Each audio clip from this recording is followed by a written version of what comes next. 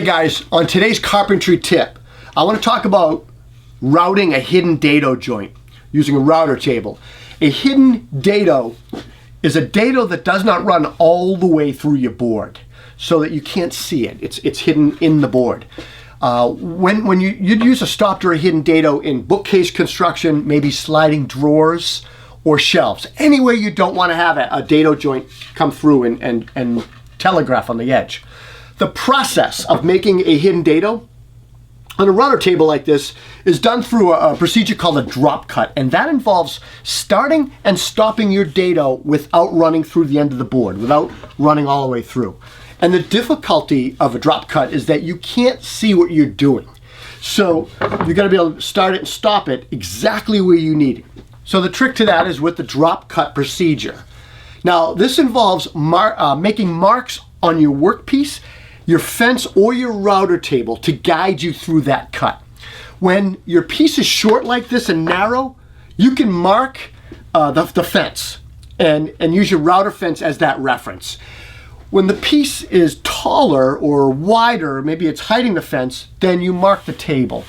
I have a dust port here and I couldn't mark the fence where I wanted it, so I actually used blue tape right on the left side here to mark it. Now the reference marks on my router table will show me where my router bit is located so that I know where to start and stop my cut in relation to that router bit. My marks need to be visible throughout the entire cut of the process of my routing procedure as well. Now drop cutting, let's just break drop cutting down into 10 steps. It's probably easiest to do that.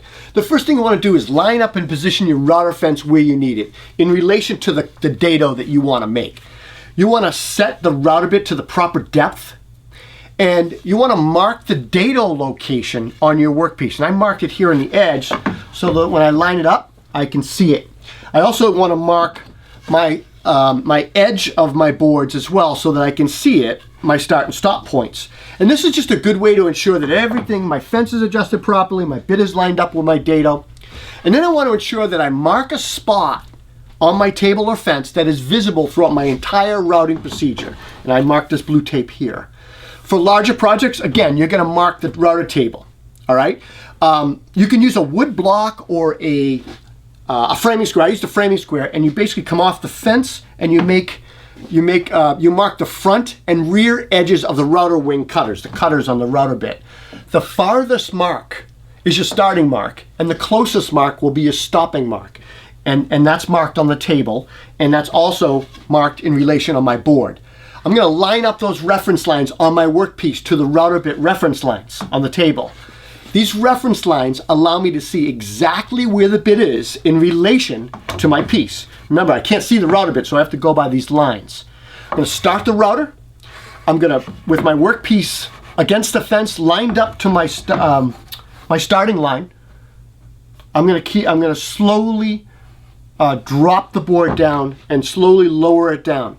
While I'm lowering the board down on the wood, on the spinning bit, I'm going to make sure that I keep the workpiece anchored against the fence and down onto the table. And I'm just going to slide it right through.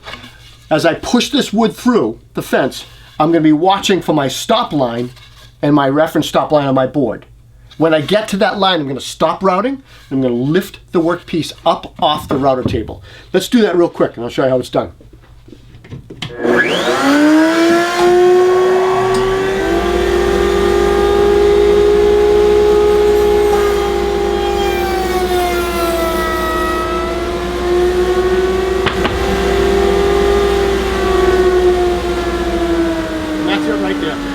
It's as easy as that, guys. I hope this tip helped. We'll see you next time. Take care.